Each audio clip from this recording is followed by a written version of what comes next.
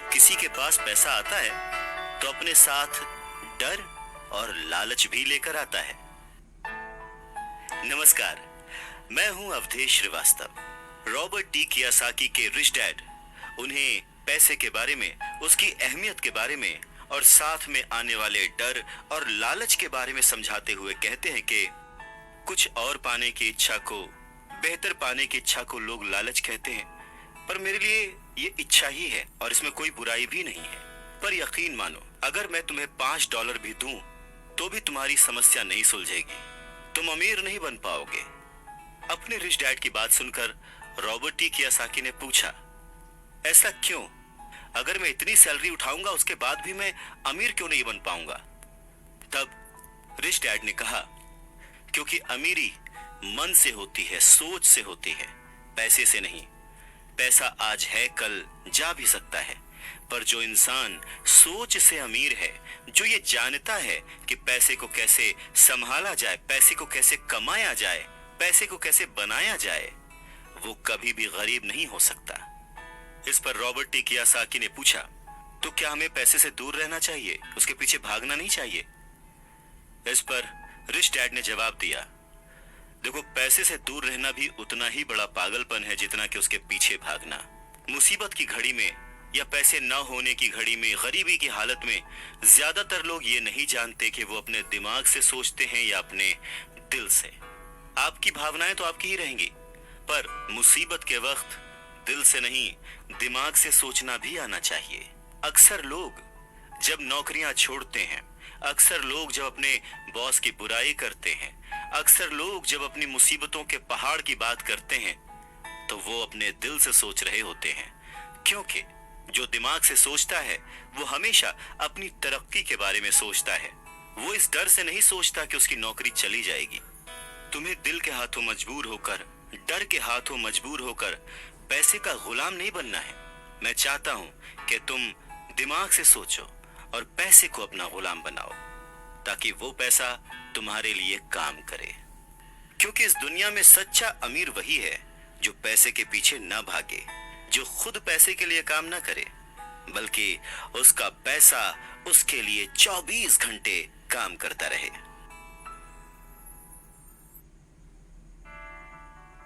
बढ़ती हुई महंगाई और घटती हुई कमाई को देखकर मुझे आधार कार्ड की नहीं बल्कि उधार कार्ड की जरूरत महसूस हो रही है। नमस्कार, मैं हूं अवधेश श्रीवास्तव और आज हम चर्चा कर रहे हैं रॉबर्ट टी कियोसाकी की लिखी book rich dad poor dad की। सच में रॉबर्ट टी कियोसाकी की ये बुक तब भी उतनी ही प्रासंगिक थी, उतनी ही रिलेवेंट थी जितनी कि आज। महंगाई हमेशा बढ़ती आई है, चीजें महंगी होती आई हैं, दाम बढ़ते आए हैं। उसके पीछे का कारण, उसके पीछे की सोच क्या है और ये महंगाई है क्या, कैसे बढ़ती है, इसके बारे में रॉबर्ट टी कियोसाकी के रिच डैड बहुत अच्छे से समझाते हैं। वो कहते हैं कि जितना ज्यादा हम पैसे कमाते हैं उतना ही ज्यादा उसके खोने का डर हमारे अंदर बढ़ता जाता है। पैसे के साथ जो डर आता है, पैसे के साथ जो लालच आता है, वही हमें पैसे के पीछे भगाता है और हमें पैसे का गुलाम बनाता है।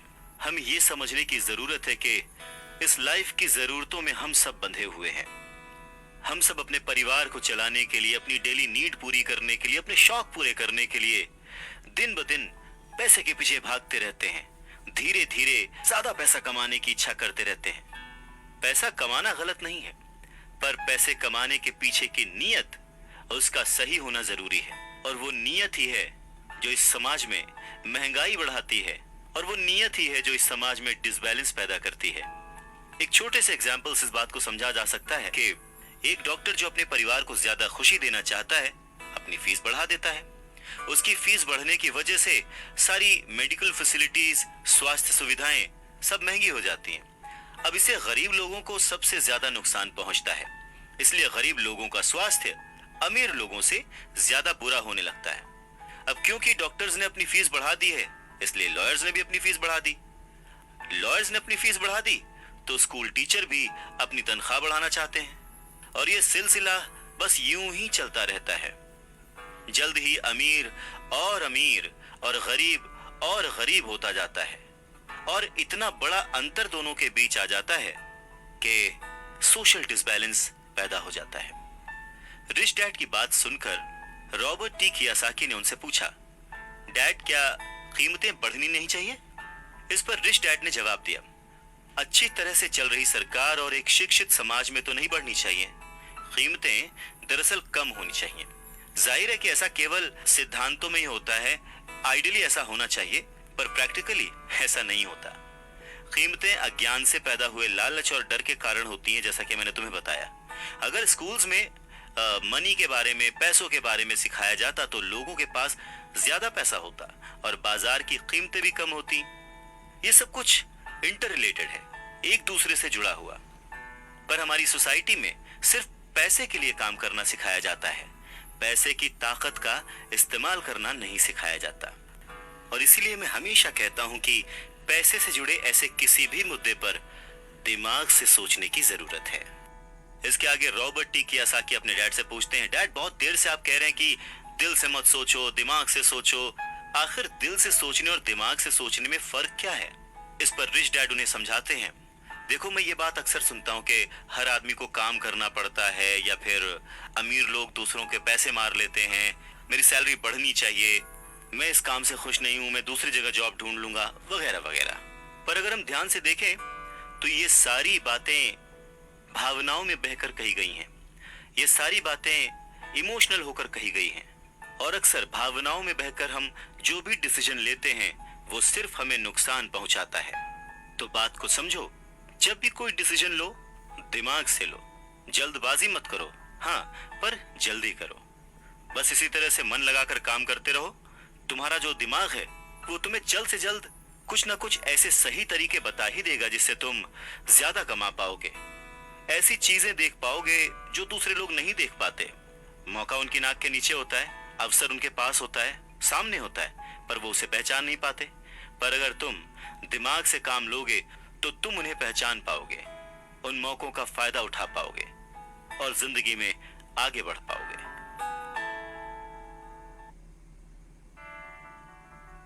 पैसा आए तो मुसीबत, ना आए तो मुसीबत, इसीलिए पैसे को समझना बहुत जरूरी है। नमस्कार, मैं हूं अवधेश श्रीवास्तव। रॉबर्ट टी कियासाकी कहते हैं कि वो और उनका दोस्त माइक अब बड़े हो चुके थे और माइक ने अपने डैडी का बहुत बड़ा सा कारोबार संभाल लिया था और बहुत सक्सेसफुल भी था।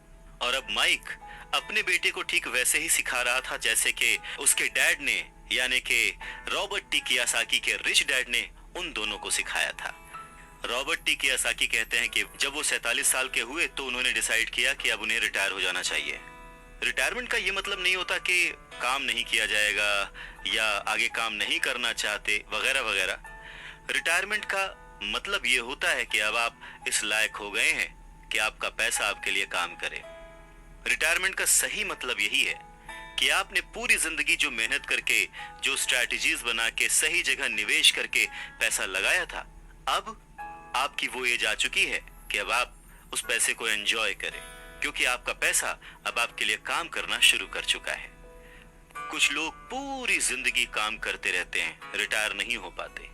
पूरी जिंदगी काम करना गलत नहीं है, पर यह डिफरेंस समझना बहुत जरूरी है कि पैसे की जरूरत की वजह से पूरी जिंदगी काम कर रहे हैं, उसका गुलाम बन के काम कर रहे हैं, या फिर उसका मालिक बन के और अपने काम को एंजॉय करके पूरी जिंदगी काम कर रहे हैं। रिटायरमेंट को दूसरे शब्दों में चिंताओं से आजादी भी कह सकते हैं। इसका मतलब ये है, पैसा अगर सही तरह से खर्च किया जाए, पैसे को अगर सही तरह से मैनेज किया जाए तो वो अपने आप बढ़ता रहता है। ये ठीक एक पेड़ लगाने की तरह है कि आप सालों तक इसे पानी देते हैं। जब आप अपने बिजनेस में होते हैं, अपनी जॉब में होते हैं, और कभी भी इसमें कोताही नहीं करते। जब भी उस पेड़ को जरूरत होती है आप उसकी सेवा करते हैं, और फिर जब वो पेड़ बड़ा हो जाता है, जमीन की गहराइयों में उसकी जड़ें पहुंच जाती हैं, फिर वो अपने आप आपको छाया और फल देता है, और फिर आपको उसके लिए काम करने की जरूरत नहीं पड़ती। पैसा भी कुछ कुछ उस पेड़ की ही तरह है। अगर इस बात को एक दूसरे एग्जाम्पल से समझें तो हमें जैसा गोल बनाना है उसके लिए हमें प्रिपरेशन भी वैसी ही करनी पड़ेगी। अगर बहुत ऊंची बिल्डिंग बनानी है तो हमें उसकी नींव बहुत गहरी खोदनी पड़ेगी, और अगर हमें सिर्फ छोटा सा घर बनाना है तो उसकी नींव छोटी होगी। पर प्रॉब्लम यही होती है, हम छोटी सी नींव खोद कर बहुत बड़ी सी बिल्डिंग बनाने की कोशिश करते हैं जो कि बाद में ढह जाती है। तो जरूरी क्या है? पैसे को समझना, पैसे को संभालना, पैसे को संभालने के लिए उसे समझा कैसे जाए। इसके लिए सबसे जरूरी बात है लायबिलिटीज और एसेट्स के बीच फर्क को समझा जाए और एसेट्स को खरीदा जाए और लायबिलिटीज में पैसे न डाले जाए। अच्छा, ये सुनने में बहुत ही आसान लगता है, लेकिन सच यही है कि ये आपको अमीर बनने में बहुत मदद करेगा। लेकिन अगर ये इतना ही सिंपल है तो फिर हर कोई इस बारे में सोचता क्यों नहीं?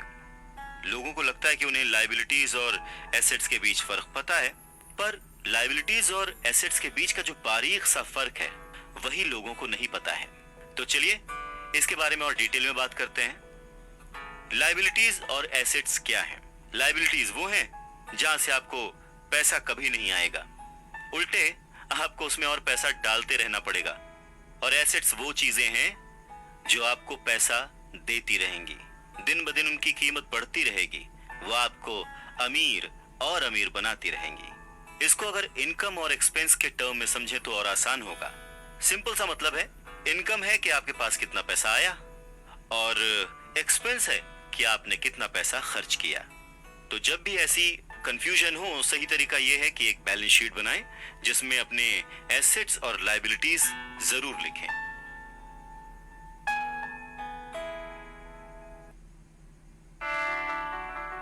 एक रुपया मांगता था, 2 रुपए थमा देते थे। 1 रुपया मांगता था, 2 रुपए थमा देते थे। कुछ इस तरह से पापा मुझे अमीर बना दिया करते थे। नमस्कार, मैं हूं अवधेश श्रीवास्तव। कहते हैं कि सोच अगर सही दिशा में हो तो मंजिल बड़ी आसानी से मिल जाती है। इंसान की जरूरतों को पूरा करने के लिए पैसे की आज कितनी जरूरत है, ये बात हम में से किसी से भी छिपी हुई नहीं है। हम सब दिन रात मेहनत करते हैं, सोचते हैं कि हम अमीर बन जाएं, पर क्या वो सोच हमारे अंदर है? हम छोटे थे तो 1 रुपए 2 रुपए में भी खुश हो जाते थे, पर आज ना जाने कितने पैसे कमाने के बाद भी हम खुश नहीं हो पाते। गरीबी ही महसूस होती है, हमेशा कमी लगी रहती है। तो कारण क्या है? फर्क क्या है? फर्क सिर्फ सोच का है, जिसके बारे में रॉबर्ट टी कियोसाकी कहते हैं कि अमीर लोगों के पास ज्यादा पैसा इसलिए होता है क्योंकि वो प्रिंसिपल पर यकीन करते हैं। वहीं दूसरी तरफ गरीब लोग प्रिंसिपल को ठीक से समझ नहीं पाते। इसीलिए इस बात पर जोर दिया जाता है कि केवल लिटरेट होना काफी नहीं है, फाइनेंशियली लिटरेट होना जरूरी है। सिर्फ नंबर से कुछ नहीं होता, मार्क्स से कुछ नहीं होता। फर्क तो तब पड़ता है जब आप अपनी सक्सेस स्टोरी खुद लिखें।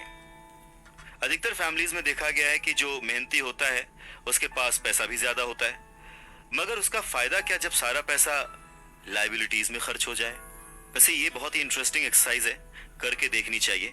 लायबिलिटीज वर्सेस एसेट्स, ये चार्ट बनाकर जब आप देखेंगे तो पाएंगे कि आपका खर्च करने का पैटर्न कैसा है, तरीका सही है या गलत।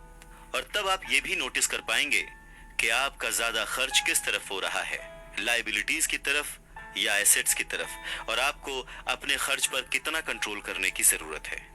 तो इस पूरी बात को अगर आसान शब्दों में समझा जाए तो वो ये कि अपना पैसा कैसे खर्चें, बस यही मुद्दे की बात है और कुछ नहीं। अच्छा, एक और जरूरी बात है, पुराने समय में अगर देखा जाए तो लोगों के गोल होते थे, हम डॉक्टर बनेंगे, लॉयर बनेंगे, ये सारी प्रोफेशंस हैं, पर इनका अमीरी से कोई कनेक्शन नहीं है। पर सोच यही थी कि हम डॉक्टर बनेंगे तो बहुत पैसा कमाएंगे, लॉयर बनेंगे तो बहुत पैसा कमाएंगे, बैरिस्टर बनेंगे तो बहुत पैसा कमाएंगे। इस सोच की जड़ ही गलत है। पुराने जमाने के कई लोग आज डॉक्टर, इंजीनियर या जो कुछ भी वो बनना चाहते थे बन चुके हैं, पर आज भी वो पैसे के लिए स्ट्रगल कर रहे हैं। क्यों? क्योंकि वो उनकी नींव ही अलग थी।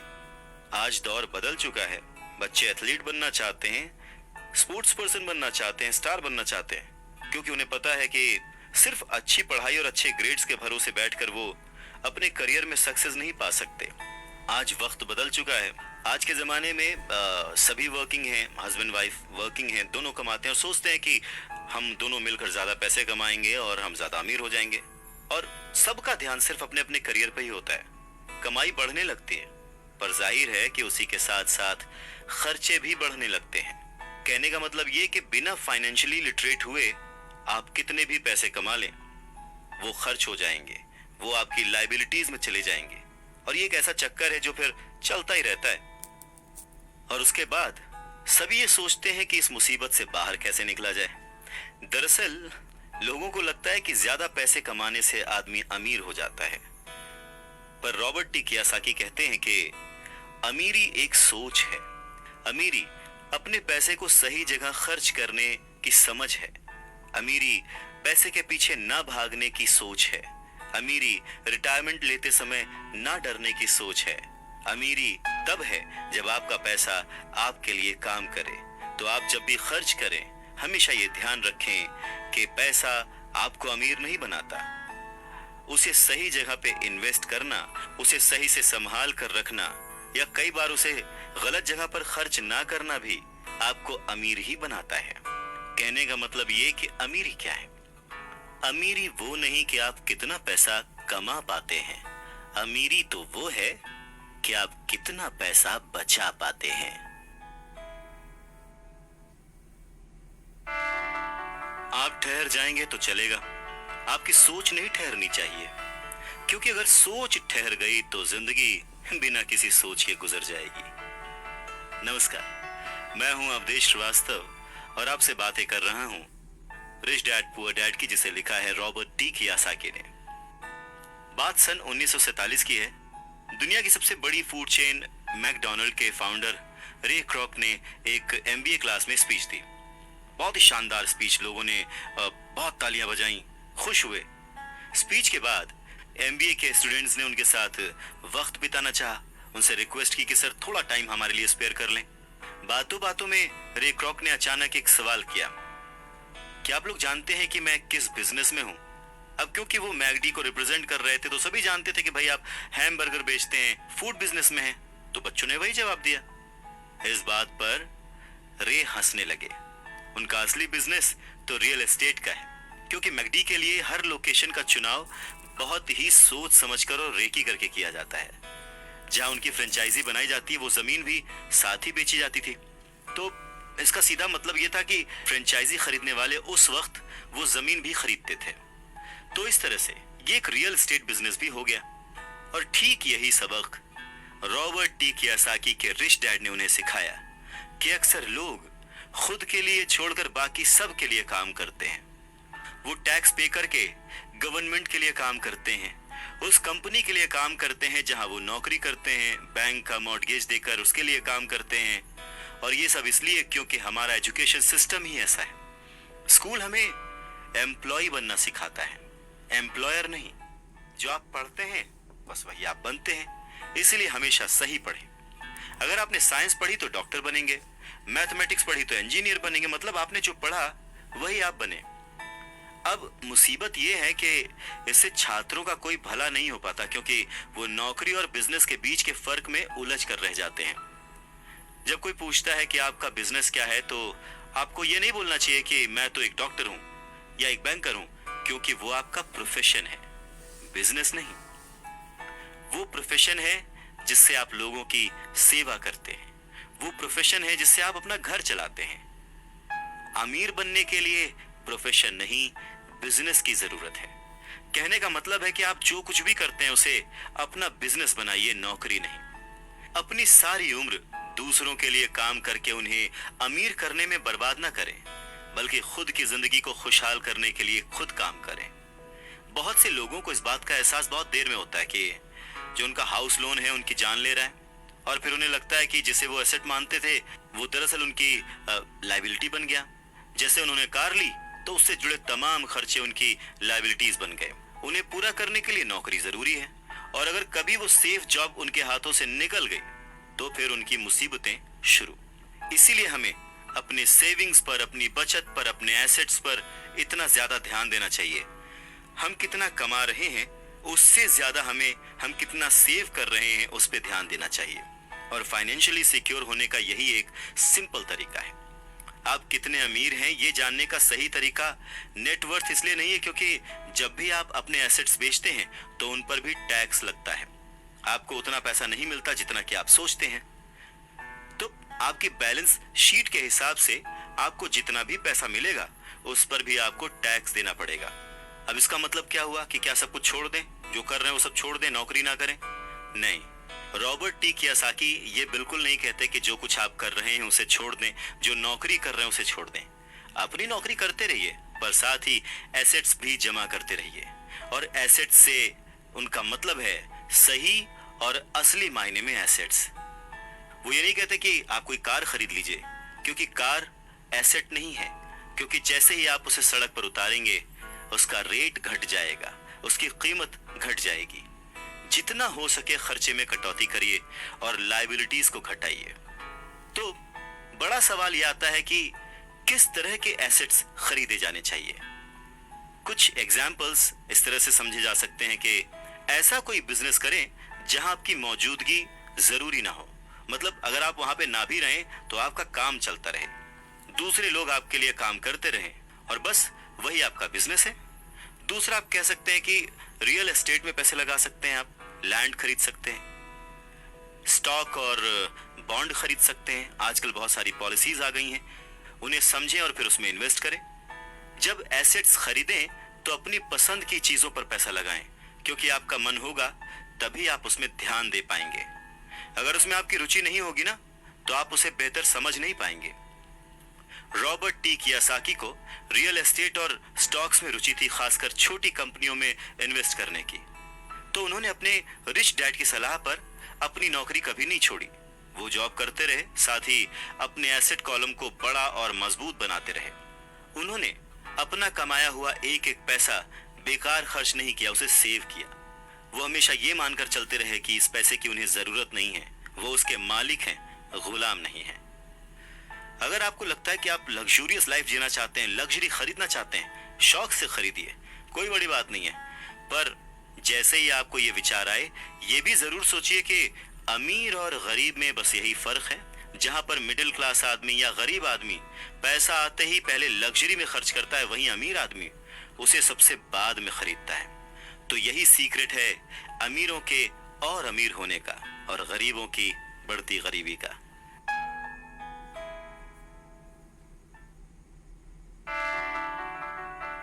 संपत्ति वो है जो हमें पैसे कमा के देती है, और जिम्मेदारी, दायित्व वो है जो हमसे पैसे खर्च करवाता है। नमस्कार, मैं हूं अवधेश श्रीवास्तव, बातें रिच डैड पुअर डैड से। रॉबर्ट टी कियोसाकी कहते हैं कि उनके रिच डैड हमेशा चीजों को सिंपल तरीके से समझने और समझाने में विश्वास रखते थे। उन्होंने बच्चों से कहा कि अकाउंटिंग में अंक यानी नंबर इंपॉर्टेंट नहीं है, इंपॉर्टेंट तो वो बात है जो वो नंबर्स, वो अंक बता रहे हैं। ये ठीक लेटर्स की तरह है या शब्दों की तरह है। जैसे शब्द या वर्ड्स इंपॉर्टेंट नहीं होते, इंपॉर्टेंट वो बात होती है जो वो शब्द कह रहे हैं, जो वो शब्द बताना चाहते हैं। कई लोग पढ़ते हैं परंतु बहुत ज्यादा समझ नहीं पाते। अब ये रीडिंग की एक प्रॉब्लम हो सकती है। जैसे एक छोटा सा एग्जांपल लें कि अगर आपके घर में कभी मोबाइल आया हो या वीसीआर आया हो और उसके साथ एक इंस्ट्रक्शन बुक भी आती है, कभी आपने उस इंस्ट्रक्शन बुक को पढ़ा है? मैं ये गारंटी दे सकता हूँ कि बहुत सारे लोगों को उसे पढ़ने के बाद भी कुछ समझ नहीं आएगा और ऐसा लगेगा कि वो दुनिया का सबसे मुश्किल काम है। ठीक वैसे ही अंकों के साथ है। अगर आप अमीर बनना चाहते हैं तो आपको अंकों को पढ़ना और उन्हें समझना आना चाहिए। रॉबर्ट टी कियोसाकी कहते हैं कि अपने रिच डैड से ये बात उन्होंने हजारों बार सुनी थी और ये भी सुना कि अमीर लोग संपत्ति इकट्ठा करते हैं, जबकि गरीब और मध्य वर्गीय यानी मिडिल क्लास लोग दायित्व इकट्ठा करते हैं। तो सवाल ये आता है कि जब कोई नौकरी कर रहा है, अच्छी सैलरी उठा रहा है, फिर भी उसके पास पैसे की तंगी क्यों होती है? रॉबर्ट टी कियोसाकी के रिच डैड कहते हैं कि पैसे की तंगी की असली वजह होती है कि लोग संपत्ति और दायित्व के बीच अंतर नहीं कर पाते। तो वास्तव में अगर आपको अमीर बनना है तो आपको सिर्फ इतना ही जानने की जरूरत है और आप जिंदगी भर संपत्ति खरीदते रहिए। बस इनके बीच के फर्क को न जानने के कारण बहुत सारे लोग जिंदगी भर पैसे की कमी से परेशान रहते हैं। पैसों के लिए आदमी इसलिए परेशान होता रहता है क्योंकि वो ना तो शब्दों को समझ पाता है, ना ही अंकों को। जिन लोगों के सामने पैसे की मुश्किलें आ रही हैं, उन्हें यह समझ लेना चाहिए कि शब्दों या अंकों में ऐसा कुछ है जिसे वो पढ़ नहीं पा रहे हैं। कोई चीज ठीक से उनकी समझ में नहीं आ रही है। अमीर लोग इसीलिए अमीर होते जाते हैं क्योंकि इस मामले में वो पैसे की तंगी से परेशान लोगों से ज्यादा समझदार होते हैं। तो अगर आप भी अमीर बनना चाहते हैं और अपनी दौलत को बनाए रखना चाहते हैं तो पैसे की साक्षरता और समझदारी बहुत जरूरी है, शब्दों में भी और अंकों में भी।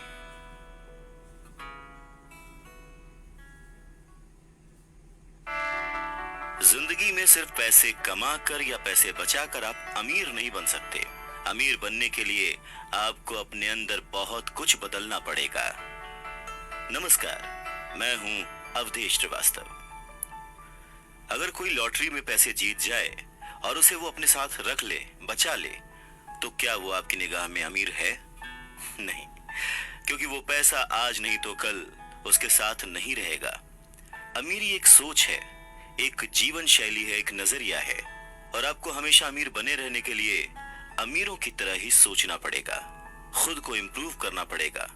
और इसी बात को रॉबर्ट टी कियोसाकी के रिच डैड एक कहानी के माध्यम से उन्हें समझाते हैं। वो कहते हैं कि जापानी लोग 3 ताकतों को मानते थे: तलवार की ताकत, रत्नों की ताकत और दर्पण की ताकत। तलवार हथियारों की ताकत का प्रतीक थी। अमेरिका ने हथियारों पर खरबों डॉलर खर्च कर दिए और इसी कारण वो आज विश्व में सबसे ताकतवर देश है। दूसरी ताकत रत्न यानी के पैसे की ताकत का प्रतीक। इस कहावत में कुछ तो सच्चाई होगी। ये स्वर्णिम नियम याद रखो, जिसके पास स्वर्ण है वही नियम बनाता है। तीसरा दर्पण, शीशा, आत्मज्ञान का प्रतीक है। जापानी कहानियों के अनुसार ये आत्मज्ञान बाकी दोनों ताकतों से ऊपर है। गरीब और मध्यम वर्गीय लोग अक्सर ही धन की ताकत से नियंत्रित होते हैं। वो सुबह सुबह उठते हैं और नौकरी करने के लिए भागम भाग मचा देते हैं, बिना खुद से ये पूछे कि क्या ऐसा करना समझदारी है। पैसे की समझ न होने के कारण ज्यादातर लोग पैसे की डरावनी ताकत को ये इजाजत दे देते हैं कि वो उन्हें काबू में कर ले। पैसा उन्हें कंट्रोल करने लगता है। इस इश्यू को ठीक करने के लिए अगर वो दर्पण की ताकत का इस्तेमाल करते तो वो खुद से ये सवाल जरूर पूछते कि क्या ऐसा करना समझदारी है। बहुत बार हम अपनी अंदरूनी समझदारी पर भरोसा करने के बजाय भीड़ के साथ साथ चलने लगते हैं। कोई काम इसलिए करते हैं क्योंकि बाकी सब भी ऐसा कर रहे हैं। सवाल पूछने के बजाय हम नकल करने लगते हैं। अक्सर नासमझी के कारण वही दोहराने लगते हैं जो हमें सिखाया गया है। और इस तरह के विचार कि आपका घर आपका सबसे बड़ा एसेट है, आपका घर आपका सबसे बड़ा निवेश है, अगर आप ज्यादा कर्ज लेते हैं तो आपको टैक्स में ज्यादा छूट मिलेगी, अच्छी नौकरी, सुरक्षित नौकरी खोजो, गलतियां मत करो, वगैरह वगैरह। तो ऐसी चीजें हम भीड़ की बात सुनकर करने लग जाते हैं, खतरे नहीं उठाते।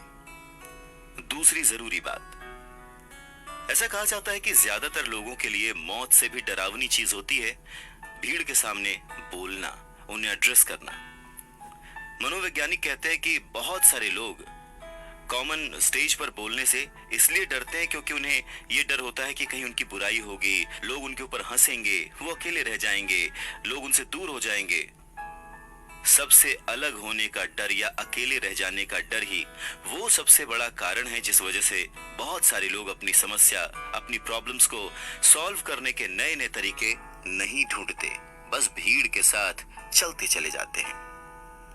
इसीलिए रॉबर्ट टी कियोसाकी कहते हैं कि उनके रिच डैड की तरह ही उनके पुअर डैड ने भी उन्हें बहुत कुछ सिखाया है। और उनमें से एक जरूरी बात यह थी कि क्यों और किस तरह से जापानी लोग दर्पण की ताकत को, आईने की ताकत को सबसे ज्यादा इंपॉर्टेंस देते थे। क्योंकि जब इंसान आईने में खुद को देखता है तभी उसे सच्चाई का पता चलता है।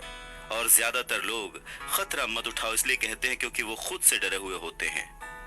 ये किसी भी चीज के बारे में कहा जा सकता है, जैसे खेल में, रिलेशनशिप्स में, करियर में, पैसों में, वगैरह वगैरह। और सबसे इंपॉर्टेंट बात यह कि आईने में देखकर आप खुद से झूठ बोल सकते हैं क्या? रॉबर्ट टी कियोसाकी इस बात का जिक्र यहाँ इसलिए करते हैं क्योंकि भीड़ के साथ चलने में और पड़ोसियों की नकल करने में, उनके ऐशो आराम की नकल करने में बहुत सारी दिक्कतें आती हैं। पैसों की समस्या पैदा हो जाती है। वो उनका तरीका है, वो उसे अफोर्ड कर सकते हैं, पर जब हम देखा देखी बिना सोचे समझे नकल करना शुरू कर देते हैं तो हम समस्याओं से घिर जाते हैं। और तब हमें जरूरत होती है आईने की, जो हमें ये बताए हमें क्या करना चाहिए, क्योंकि बेसिक रूल तो वही है, आप पैसे के गुलाम नहीं हैं। ऐसे काम करिए, ऐसे सोचिए, ऐसे बनिए कि पैसा आपका गुलाम हो, वो आपके लिए काम करे।